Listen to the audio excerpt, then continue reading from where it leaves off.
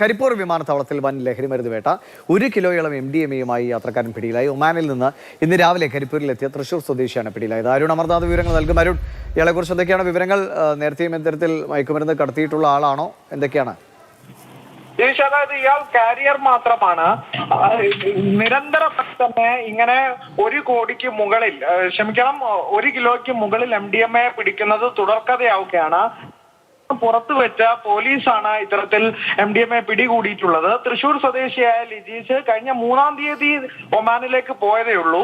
ഇന്ന് ആണ് ഒമാനിൽ നിന്ന് കരിപ്പൂരിൽ വിമാനമിറങ്ങിയത്. പോലീസിന് ലഭിച്ച രഹസ്യ വിവരം കരിപ്പൂർ വിമാനത്താവളത്തിന് പുറമെ വെച്ച് ഇയാളെ പിടികൂടുകയായിരുന്നു. 1 കിലോയ്ക്ക് മുകളിലുള്ള MDMA ആണ് പിടികൂടിയത്. കാർഡ്ബോർഡ് പാക്കറ്റുകളിലാക്കി രഹസ്യമായ സൂക്ഷിച്ച നിലയിലായിരുന്നു MDMA.